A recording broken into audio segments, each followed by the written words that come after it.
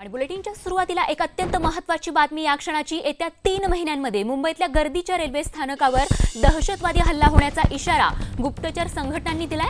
त्यामुळे मुंबईच्या गर्दीच्या रेल्वे स्थानकांवर सुरक्षेमध्ये वाढ करण्यात आली आहे। तर प्रवाशांनाही सहकार्य करण्याचं आवाहन या ठिकाणी केलं जात आहे।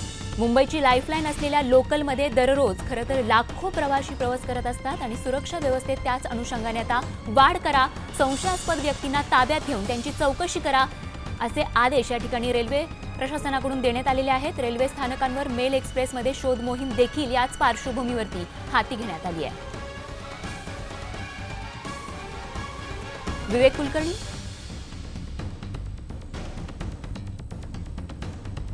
एकूणच याबद्दलचे तपशील आमचे प्रतिनिधी विवेक कुलकर्णी यांच्याकडून जाणून घेणार आहोत। आणि या क्षणाची एक महत्त्वाची तितकीच चिंताजनक मुंबईकरांसाठी असलेली बातमी आपण पाहतोय। येत्या 3 महिन्यांमध्ये मुंबईतल्या गर्दीच्या रेल्वे स्थानकावर दहशतवादी हल्ला होण्याचा इशारा गुप्तचर संघटनांनी दिलाय। त्यामुळे या संदर्भातील अधिकृत माहिती आपल्यापर्यंत पोहोचवण्याचा आमचा प्रयत्न असेल। त्यामुळे मुंबईच्या गर्दीच्या रेल्वे स्थानकांवरती सुरक्षेमध्ये वाढ करण्यात आली आहे। तर प्रवाशांना देखील या सुरक्षा मोहिमेमध्ये सहकार्य करण्याचं आवाहन पोलीस यंत्रणा असेल त्याचबरोबर रेल्वे प्रशासनाकडून करण्यात आले। विवेक कुलकर्णी आमचे प्रतिनिधी अधिक तपशील देत आहेत। विवेक, काय अधिकृत माहिती या हल्ल्याच्या पार्श्वभूमीवर? मुंबई शहरात खरं तर कायमच हा अलर्ट असतो। मुंबईत रेल्वे स्थानकांसह अनेक ठिकाणी ही गर्दीची आहेत, त्यामुळे सुरक्षा यंत्रणा हे कायम सजग असतात। त्यात विशेषतः पुलवामा हल्ल्यानंतर देशभरात हा अलर्ट जारी करण्यात आलेला आहे। भारताच्या LOC जवळ देखील पाकिस्तानच्या बाजूने देखील तिथं कदाचित भारतातर्फे काहीतरी प्रत्युत्तर दिलं जाऊ शकतं असं गृहीत धरून तिथं देखील काही तयारी करण्यात आली आणि त्याच पार्श्वभूमीवर मुंबईतील जी सगळी रेल्वे स्थानकं आहेत त्या ठिकाणी देखील हा अलर्ट जारी करण्यात आलेला आहे आणि तिथली सुरक्षा व्यवस्था ही वाढवण्यात आलेली आहे। पुलवामाचा हल्ला झाल्यानंतर भारताच्या प्रत्युत्तराच्या नंतर कदाचित काही दहशतवादी गतिविधी मुंबईत वाढू शकतात असं गृहीत धरून ही सुरक्षा व्यवस्था वाढवण्यात आलेली आहे।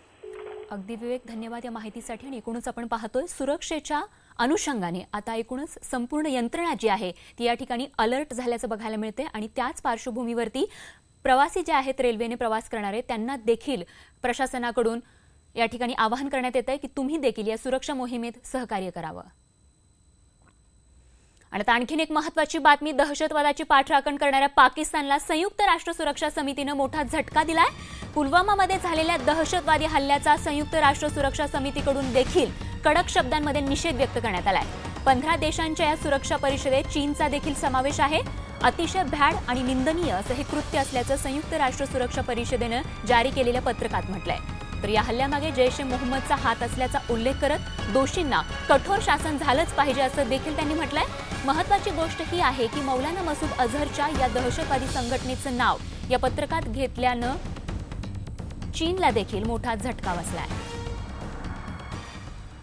तर प्रशांत लीला रामदास आमचे प्रतिनिधी अधिक तपशील देत आहेत। प्रशांत, एक मोठा झटका पाकिस्तानला, त्यामुळे आता एकूणच पुढचं नेमकं या प्रकरणातलं जे काही हे प्रकरण असेल ते कशा पद्धतीने हाताळण्यात येईल? नाही, महत्वाचं म्हणजे जर बघितलं काल रात्री उशीर साधारण आपल्याला जेव्हा भारतात दिवस असतो त्यावेळेस त्या भागांमध्ये रात्र असते आणि काल रात्री उशिरा म्हणजे जेव्हा भारतात रात्र त्यावेळेस दिवसा तिथे एक अत्यंत UN परिषदेची बैठक झाली। त्या बैठकीत जवळपास 15 पेक्षा जास्त देश उपस्थित होते। या बैठकीमध्ये अत्यंत महत्वाचा निर्णय घेण्याचा काल फ्रान्सच्या वतीने प्रस्ताव देण्यात आला होता की जैश-ए-मोहम्मद ही जी संघटना आहे त्याला बॅन करण्यात यावं। आणि जैश-ए-मोहम्मदने ज्या पद्धतीने पुलवामामध्ये जो अटॅक झाला, आत्मघाती भ्याड हल्ला झाला, त्या भ्याड हल्ल्याची जबाबदारी घेतली होती। या सर्व पार्श्वभूमीवरती पाकिस्तानच्या या जैश-ए-मोहम्मदच्या संदर्भात कठोर निंदा प्रस्ताव त्या बैठकीत पारित करण्यात आला। आणि महत्वाचं म्हणजे या बैठकीमध्ये जैश-ए-मोहम्मदला या दहशतवादी संघटनेवर बंदी कशी आणायची यासाठी प्रक्रिया सुरू झालेली आहे। आणि आतापर्यंत ज्या पद्धतीने चीन या सर्व आपल्या विटो पॉवरने या जैश-ए-मोहम्मदला आणि पाकिस्तानला वाचवण्याचा प्रयत्न करत होता, कालच्या बैठकीमध्ये चीन देखील सोबत आलेला, त्यामुळे आता एक मोठा धक्का पाकिस्तानला बसलेला आणि होऊ शकतं आगामी काही दिवसामध्ये जैश-ए-मोहम्मद जी संघटना आहे त्यावरती आंतरराष्ट्रीय बंदी येण्याची शक्यता आहे।